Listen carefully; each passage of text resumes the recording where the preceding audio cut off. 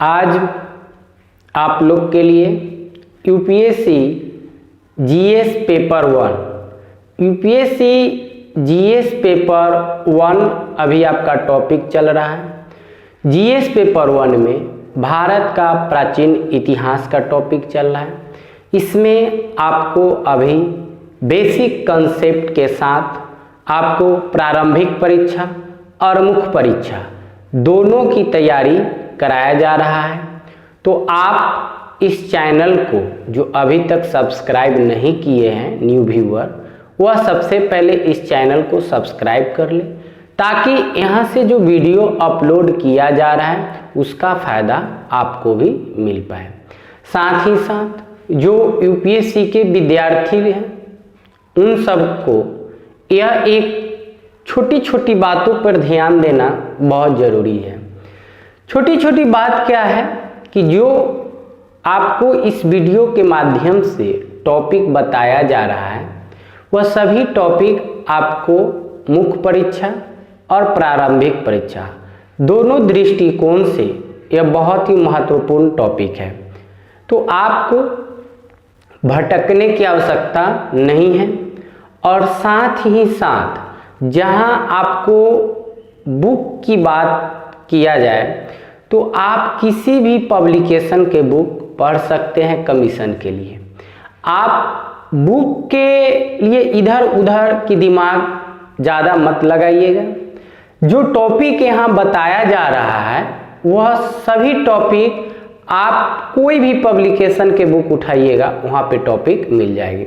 आपको अपने आप में इस बात को ध्यान देना है कि हमें किस पब्लिकेशन का जो लिखावट है, कंटेंट है, वह हमें कंफर्टेबल समझ में आ रहा है। आप वही पब्लिकेशन बुक पढ़िए तो ज़्यादा बेटर है।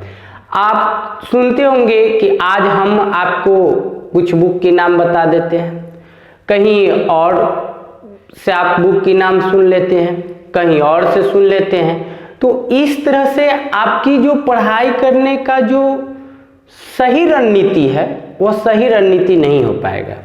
इसलिए नहीं हो पाएगा क्योंकि आपकी जो मानसिकता है वह इधर उधर भटक रहा है। और इधर उधर इसलिए भटक रहा है, कभी कोई बता दिया कि आप प्राचीन इतिहास पढ़ना है तो आप महेश वर्णमाल का बुक पढ़ लीजिए, उसके बाद आपको एनसीईआरटी पढ़ लीजिए, उसके बाद कई तरह के पब्लिकेशन के एस चांद पढ़ लीजिए, भारती भवन पढ़ लीजिए। तो इस तरह से कई तरह की बात आपको सामने में आएगा। तो आप अपने आप को किस पब्लिकेशन के कंटेंट को सही कंसेप्ट से समझ रहे हैं, आप उसी बुक को 2 बार 4 बार दोहराएं तो ज़्यादा आपके लिए फायदा होगा। लेकिन ये नहीं कि कभी कोई बता दिए तो वो बुक खरीद लेना है, कभी वो बता दिए तो वो बुक खरीद लेना है। पता चलेगा कि अलमीरा मेरा भर गया और तैयारी कुछ भी नहीं हुआ। आपकी दिमाग हमेशा बुक के प्रति इधर उधर नहीं जाना चाहिए। आपके पास जो भी बुक है उसी को आप अच्छे से पढ़िए। और कहा भी गया है 10 बुक पढ़ने से अच्छा है कि एक बुक को 10 बार पढ़ ले तो ज़्यादा बेटर होगा। और जो टॉपिक हमें यहाँ पे बताते हैं, आप कोई भी पब्लिकेशन के बुक उठाइएगा, सारा टॉपिक आपको वहाँ पर मिलेगा। तो आप इस सौरभ क्लासेस चैनल के माध्यम से जो हमें अभी तक अनुभव हुआ है स्टडी के दौरान, वही अनुभव आप लोग से शेयर कर रहे हैं। यह अनुभव आप लोग को फ़ायदा होगा ज़रूर, यह हम उम्मीद भी करते हैं। तो घबराने की आवश्यकता नहीं है, जो टॉपिक बताया जा रहा है। और एक चीज़ और ध्यान दीजिएगा, यहाँ पर कभी कभी ये भी होता है कि वीडियो 1-2 दिन रुक भी जाते हैं। तो होता है कभी नेटवर्क प्रॉब्लम के कारण डाटा कम हो तो वीडियो जाने में थोड़ा समय भी लग जाता है। तो ये सारा जो परेशानी टेक्निकल इशू का ये सब दूर कर दिया जाएगा धीरे धीरे, घबराना नहीं है। तो केवल आपको जो प्रत्येक दिन जो वीडियो अपलोड किया जा रहा है उस वीडियो को सुने समझे, ज़्यादा परेशानी तो उस वीडियो को डाउनलोड कर ले, ताकि यहाँ एक सही कंटेंट आपको बताया जा रहा है और सभी सिलेबस के अकॉर्डिंग बताया जा रहा है। तो आप इस बात को अच्छे से ध्यान देंगे, समझेंगे और इसके प्रति आपकी जो समय है यूपीएससी के प्रति, वह समय भरपूर यूपीएससी के प्रति होना चाहिए। तो चलिए समय हम आप लोग को बताएं और साथ ही साथ आपको बीच बीच में सारी जानकारी भी बताया जाएगा, घबराना नहीं है। तो आज जो हम टॉपिक भारत का प्राचीन इतिहास के जो टॉपिक आज के लिए है वह है सिंधु घाटी सभ्यता। सिंधु घाटी सभ्यता से आज टॉपिक होगा आज की वीडियो, तो आप इसको अच्छे से सुनेंगे, समझेंगे और नोट्स भी बनाते चलेंगे। चलिए आज की जो टॉपिक है आपका सिंधु घाटी सभ्यता। सिंधु घाटी सभ्यता आपको प्रारंभिक परीक्षा और मुख्य परीक्षा दोनों दृष्टिकोण से बहुत ही महत्वपूर्ण टॉपिक है। सिंधु घाटी सभ्यता में हम लोग को पढ़ना क्या है? सिंधु घाटी सभ्यता में हम लोग को क्या पढ़ना है, यह एक फॉर्मेट तैयार किया गया। इस फॉर्मेट को आप अच्छे से नोट कर लीजिएगा, यह वीडियो को डाउनलोड कर लीजिएगा और यह फॉर्मेट में जो टॉपिक दिया गया है, यह सभी टॉपिक आप कोई भी पब्लिकेशन के बुक उठाइएगा तो आपको यह टॉपिक जरूर मिलेगा। तो आप जिस पब्लिकेशन के कंटेंट को समझ रहे हैं, प्रयास कीजिए कि हम उसी बुक को अच्छे से सेल्फ स्टडी करें तो ज़्यादा बेटर है। तो हमने इसीलिए सबसे पहले आप लोग को फॉर्मेट तैयार कर देते हैं ताकि फॉर्मेट के अकॉर्डिंग, सिलेबस के अकॉर्डिंग फॉर्मेट तैयार करते हैं और इस फॉर्मेट के अकॉर्डिंग आप तैयारी कर रहे हैं तो ज़्यादा बेटर होगा। तो ध्यान दीजिए, यहाँ हम लोग को सिंधु घाटी सभ्यता में जो पढ़ना है, सिंधु घाटी सभ्यता के उद्भव एवं विस्तार के बारे में पढ़ना है। उसके बाद सिंधु घाटी सभ्यता के प्रमुख स्थल के बारे में पढ़ाई करना है। उसके बाद सिंधु घाटी सभ्यता के नगर योजना के बारे में पढ़ाई करना है, सिंधु घाटी सभ्यता के नगर योजना। उसके बाद सिंधु घाटी सभ्यता के आर्थिक एवं सामाजिक स्थिति, आर्थिक एवं सामाजिक स्थिति को पढ़ना है। उसके बाद सिंधु घाटी सभ्यता की कला एवं शिल्प तथा धार्मिक स्थिति के बारे में पढ़ाई करना है। उसके बाद सिंधु घाटी सभ्यता के पतन एवं देन, ये टॉपिक पढ़ाई करना है। तो यह सभी टॉपिक हमने बताया आपको कि प्रारंभिक परीक्षा और मुख्य परीक्षा दोनों के दृष्टिकोण से यह बहुत ही महत्वपूर्ण टॉपिक है। जो भी सिलेबस के अकॉर्डिंग टॉपिक है तो उसी सिलेबस के अकॉर्डिंग हमने आपको बता रहे हैं। तो आप इसको अच्छे से समझने की प्रयास करेंगे। सही कंटेंट आपको दिया जा रहा है, इसलिए आपको घबराने की भी आवश्यकता नहीं है। तो ध्यान दीजिए, सबसे पहले हम बात करते हैं सिंधु घाटी सभ्यता की। सिंधु घाटी सभ्यता की बात करते हैं तो ध्यान दीजिएगा, जो लाइन हमने बोर्ड पे लिखे हैं यह सभी कंटेंट आपके बहुत ही इंपॉर्टेंट कंटेंट सब है। तो आप इस कंटेंट को, वीडियो को डाउनलोड कर लीजिएगा और नोट्स भी बनाते चलिएगा। ध्यान दीजिए, सिंधु घाटी सभ्यता आदि ऐतिहासिक कालीन हड़प्पा अथवा सिंधु घाटी सभ्यता विश्व की प्राचीनतम सभ्यताओं में से एक है। पूरे वर्ल्ड में, पूरे विश्व में जो सिंधु सिविलाइजेशन की जो सभ्यता है, कल्चर है, वह सब प्राचीनतम है, सबसे प्राचीनतम है। सभी सभ्यताओं में, सभी वर्ल्ड की सभ्यताओं में से सिंधु सिविलाइजेशन सबसे प्राचीनतम है। रेडियो कार्बन पद्धति के आधार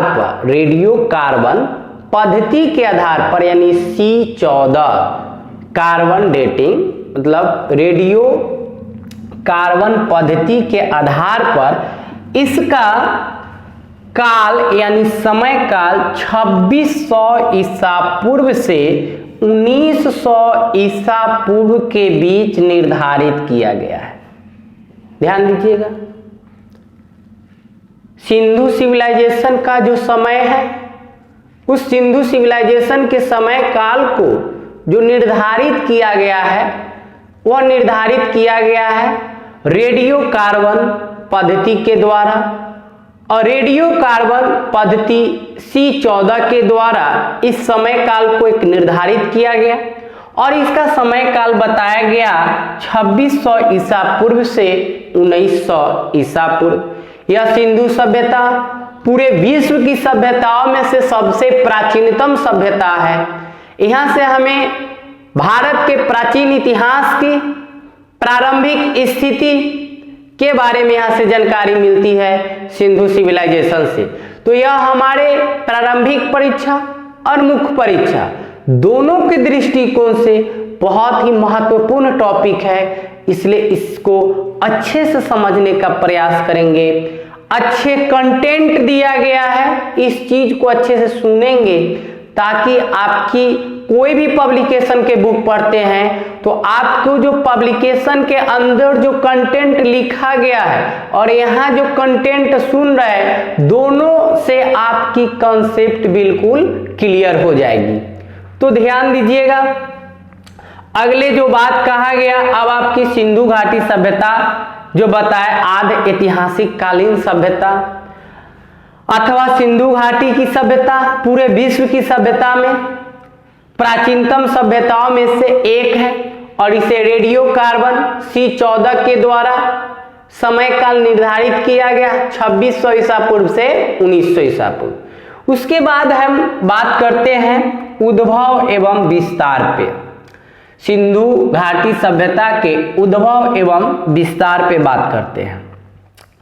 उद्भव एवं विस्तार, ध्यान दीजिएगा, सिंधु घाटी सभ्यता भारतीय उपमहाद्वीप में प्रथम, सिंधु घाटी सभ्यता भारतीय उपमहाद्वीप में प्रथम नगरीय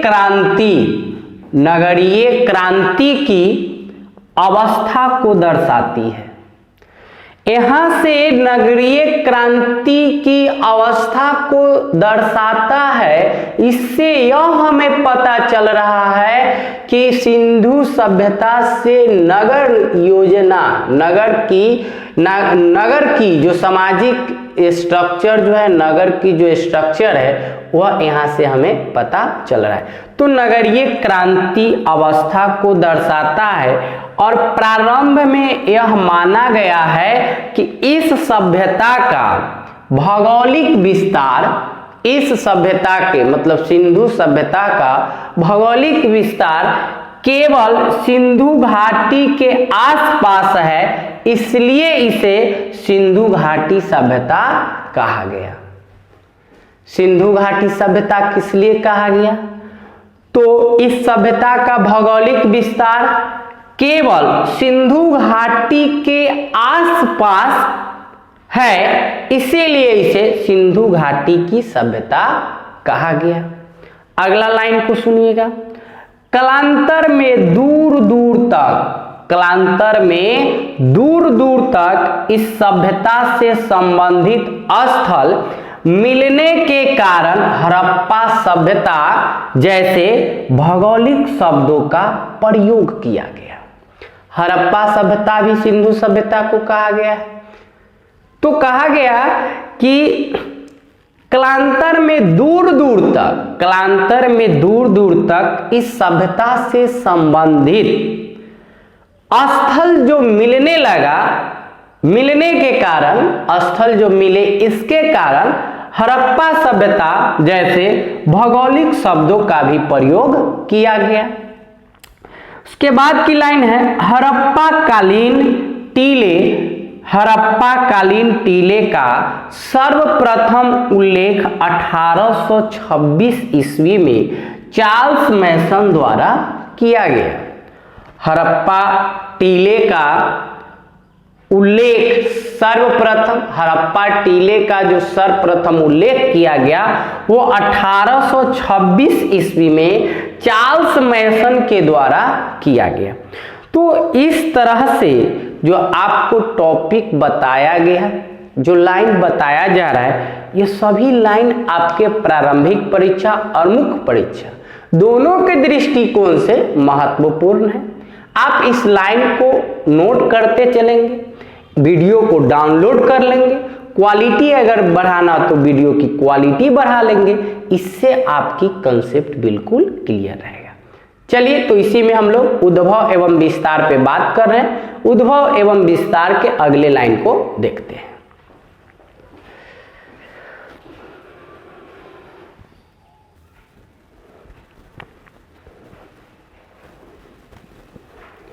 तो अगला लाइन जो अभी बता रहे हैं आपको, वह बता रहे हैं उद्भव एवं विस्तार के बारे में। तो उद्भव एवं विस्तार के बारे में जो अभी आपको हमने बताया, वह लाइन को आप अच्छे से समझिएगा। अगला लाइन जो है, इस पे ध्यान दीजिएगा, उद्भव एवं विस्तार में, कि इस सभ्यता का नाम हड़प्पा संस्कृति, इस सभ्यता का नाम हड़प्पा संस्कृति इसलिए पड़ा क्योंकि 1921 ईस्वी में पाकिस्तान के पश्चिमी पंजाब प्रांत में स्थित यह हड़प्पा मोंटगोमरी जिला नामक पर ही यह सर्वप्रथम दयाराम साहनी ने सर्वप्रथम इसे दयाराम साहनी और माधव वत्स के नेतृत्व में इसका उत्खनन किया गया, इसीलिए इसका नाम हड़प्पा सभ्यता भी पड़ गया। तो इस तरह से आपको अभी उद्भव एवं विस्तार, मतलब सिंधु घाटी सभ्यता के उद्भव एवं विस्तार पे बात की। अब जो आपका अगला टॉपिक होगा वह आपका है सिंधु सभ्यता की प्रमुख स्थल। तो सिंधु सभ्यता की प्रमुख स्थल के बारे में अब हम लोग देखते हैं। तो ध्यान दीजिए, सिंधु घाटी सभ्यता के प्रमुख स्थल, सिंधु घाटी सभ्यता के प्रमुख स्थल आपको बोर्ड से दिखाई भी दे रहा होगा कि सिंधु घाटी सभ्यता के प्रमुख स्थल पे हम लोग अब बात करते हैं। तो सिंधु घाटी सभ्यता के अभी उद्भव एवं विस्तार पे बात किया गया, अब बात करते हैं प्रमुख स्थल के बारे में। तो यहाँ पे जितना भी टॉपिक आपको बताया गया, उद्भव एवं विस्तार, प्रमुख स्थल, नगर योजना, आर्थिक एवं सामाजिक स्थिति, कला एवं शिल्प तथा धार्मिक स्थिति, सिंधु सभ्यता का पतन एवं देन, यह सभी टॉपिक को आप घर पे भी सेल्फ स्टडी कीजिए ताकि वहां से भी आपकी कंटेंट एक जगह एकत्रित हो जाए। ठीक है, अब बात करते हैं हम लोग प्रमुख स्थल के बारे में। तो प्रमुख स्थल कौन सा है और हमें यूपीएससी के प्रारंभिक परीक्षा की दृष्टिकोण से और मुख्य परीक्षा की दृष्टिकोण से, ये दोनों के लिए जो प्रमुख स्थल जो इम्पोर्टेंस है वह सभी को यहाँ हमने आपको इस फॉर्मेट में तैयार किए। तो ध्यान दीजिएगा, यहाँ जो अभी तैयार किए फॉर्मेट उस पर ध्यान दीजिए।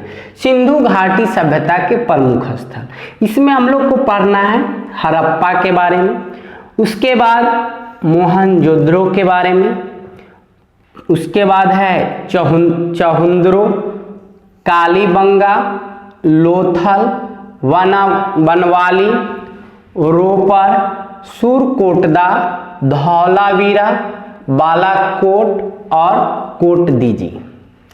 इस तरह से यह आपका सिंधु सभ्यता के प्रमुख स्थल है।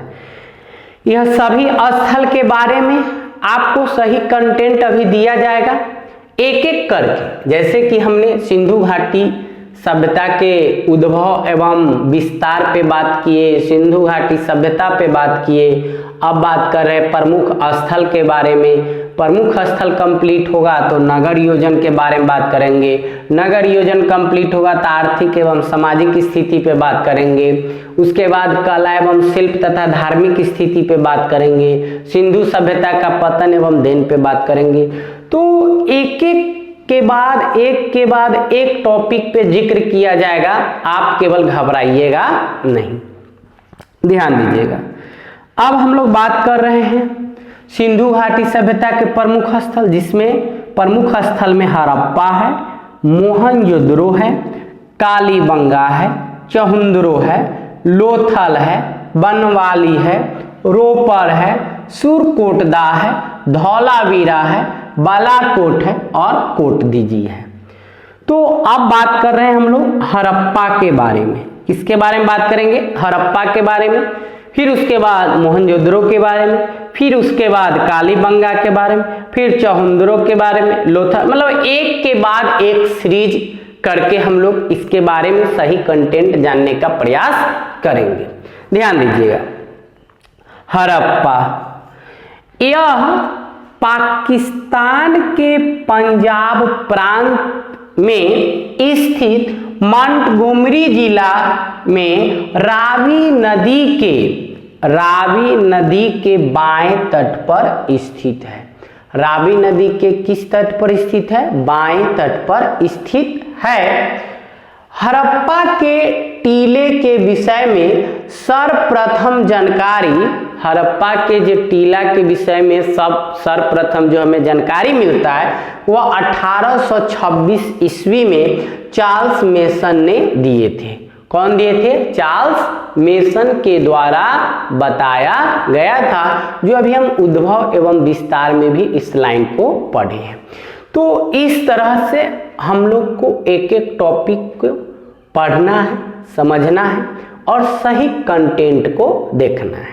चलिए, तो अब इसके हड़प्पा सभ्यता के जो बारे में पढ़ रहे हैं टॉपिक, हड़प्पा जो प्रमुख स्थल है सिंधु सभ्यता का, तो सिंधु सभ्यता के हड़प्पा प्रमुख स्थल के अगले लाइन पे अब हम लोग बात करते हैं।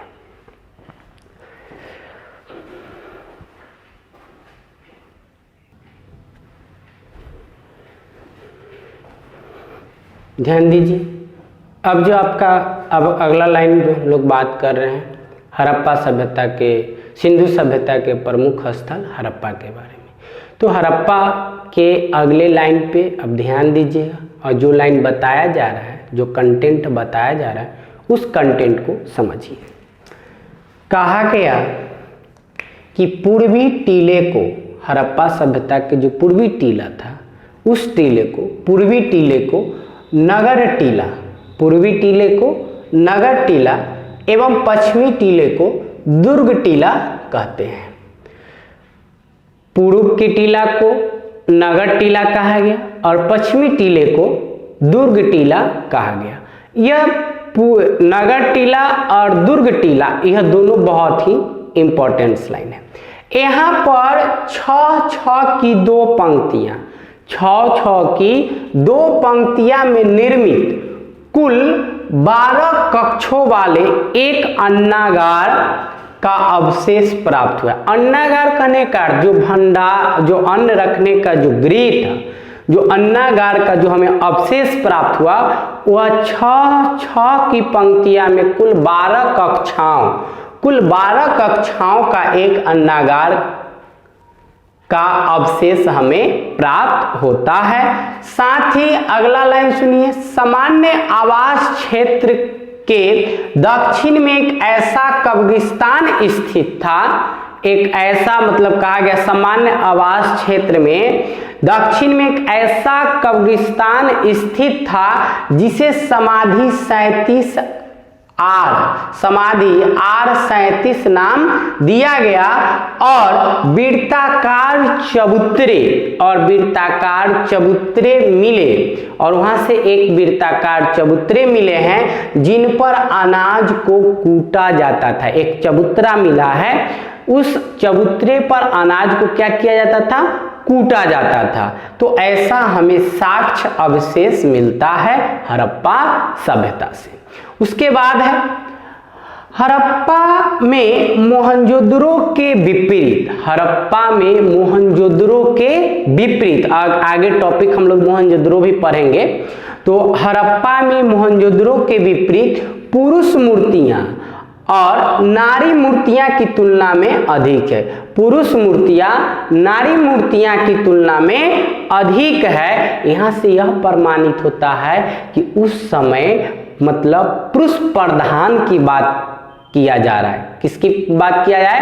पुरुष प्रधान की, यानी पुरुष की पूजा जो होता था देवता के रूप में हो रहा था। तभी तो यहाँ से हमें यह पता चलता है कि पुरुष मूर्तियां नारी मूर्तियां की तुलना में अधिक है।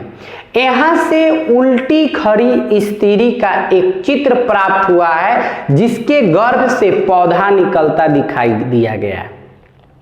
हड़प्पा सभ्यता से एक चित्र हमें ऐसा मिलता है जहां पे खड़ी स्त्री का चित्र प्राप्त हुआ है और जिसके गर्भ से एक पौधा निकल रहा है, ऐसा दिखाया गया, ऐसा यहाँ पर दिखाया गया। और इसे हम लोग धरती माता की दर्जा देते थे। किसकी? धरती माता की दर्जा। और साथ ही यहाँ पर तांबे का पैमाना भी मिला है। पैमाना जो मापने वाला जो स्केल मिला है वह तांबे का मिला है हड़प्पा सभ्यता से। अगला लाइन को समझिए। इसके अतिरिक्त यहाँ एक बर्तन पर बना मछुआरे का चित्र, जो मछली जो पकड़ते उसके मछुआरे का चित्र एक बर्तन पर चित्रण किया गया। और शंख का बना बैल, अभिलेख युक्त मुहरे पित्तल का बना, इक्का ईंटों के वृत्ताकार, चबूतरे गेहूं तथा जौ के दानों के अवशेष मिले हैं। तो इस तरह से हड़प्पा सभ्यता से जो हमें साक्ष्य प्रमाणित हो रहा है, जो अवशेष प्राप्त हो रहा है, उसके आधार पे इस कंटेंट को आपको हड़प्पा स्थल के बारे में बताया गया। जो सिंधु सभ्यता का यह टॉपिक आपका प्रमुख स्थल से है। प्रमुख स्थल में अभी हमने आपको हड़प्पा सभ्यता के बारे में बताया। इसके आगे आपको अगला जो टॉपिक होगा वह टॉपिक फिर आपको एक एक करके बताया जाएगा। हड़प्पा सभ्यता के कुछ और जो पॉइंट है उस पॉइंट को हम लोग देखते हैं। ठीक है, तो इस तरह से आप इसको नोट भी करते चले, समझने का भी प्रयास करें। अगले कंटेंट को हड़प्पा सभ्यता का देखते हैं।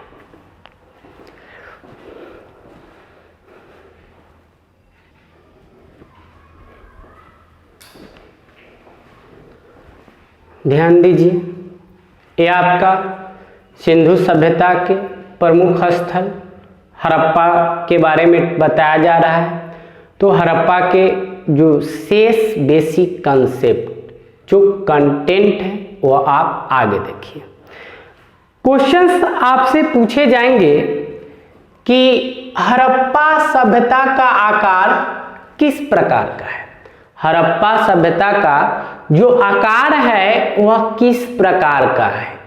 तो हमने अभी बताया आपको कि यह आपका प्रारंभिक परीक्षा और मुख्य परीक्षा दोनों से कंबाइंड करके आपको कंटेंट दिया जाएगा। तो यहाँ से आपको यह प्रारंभिक परीक्षा में क्वेश्चन पूछा जाएगा कि हड़प्पा सभ्यता पढ़े तो हड़प्पा सभ्यता का आकार किस प्रकार का है। तो हड़प्पा सभ्यता का जो आकार है वह आकार त्रिभुजाकार है। किस प्रकार का आकार है? तो त्रिभुजाकार है। त्रिभुजाकार है। हड़प्पा सभ्यता आकार क्या है? तो त्रिभुजाकार है। उसके बाद की लाइन है, हड़प्पा सभ्यता का क्षेत्रफल कितना है। तो हड़प्पा सभ्यता का जो क्षेत्रफल है वह है आपका 12,99,600 किलोमीटर। ठीक, उसके बाद अगला क्वेश्चन आपका पूरब से पश्चिम की लंबाई। हड़प्पा सभ्यता के पूरब से पश्चिम की लंबाई कितना है? तो 1600 किलोमीटर है। कितना है? 1600 किलोमीटर आपका हड़प्पा सभ्यता के पूरब से पश्चिम की लंबाई है। तो हड़प्पा सभ्यता के पूरब से पश्चिम की लंबाई पूछा जाएगा तो आप बताइएगा 1600 किलोमीटर। उसके बाद है आपका उत्तर से दक्षिण की लंबाई। हड़प्पा सभ्यता के उत्तर से दक्षिण की लंबाई कितना है? तो 400 किलोमीटर है। कितना है? 400 किलोमीटर है। पूरब से पश्चिम 1600 किलोमीटर, उत्तर से दक्षिण 400 किलोमीटर। उसके बाद है आपका अगला लाइन, सर्वाधिक पश्चिमी पुरा स्थल को स्थल का क्या नाम है? सर्वाधिक पश्चिमी पूरा स्थल कौन है? तो वह जो सर्वाधिक पश्चिमी पूरा स्थल है वह है आपका सुत्का गेंडोर। जो सुत्का गेंडोर आपके बलूचिस्तान में है। कहाँ है? बलूचिस्तान में। बलूचिस्तान का है तो पाकिस्तान में है। ठीक, तो सर्वाधिक पश्चिमी पूरा स्थल सुत्का गेंडोर है और यह कहाँ पर है? तो बलूचिस्तान में है। उसके बाद की लाइन है आपका सर्वाधिक पूर्वी पूरा स्थल। पूर्वी पूरा स्थल कौन है? तो यह है आलमगीरपुर। कौन है? आलमगीरपुर। कहाँ पर है आलमगीरपुर? तो मेरठ में है। कहाँ पे है? मेरठ में है आलमगीरपुर। उसके बाद की लाइन है सर्वाधिक उत्तर पूरा स्थल। सर्वाधिक उत्तर पूरा स्थल है वह है मांडा। और मांडा कहाँ है आपका? जम्मू कश्मीर में। कहाँ पे है? जम्मू कश्मीर में है। उसके बाद है आपका अगला लाइन सर्वाधिक दक्षिणी पूरा स्थल। तो दक्षिणी पूरा स्थल कौन है? तो दक्षिणी पूरा स्थल है आपका दायमाबाद। कौन है? दायमाबाद। कहाँ पर है दायमाबाद? तो महाराष्ट्र में। कहाँ पे है? महाराष्ट्र में है।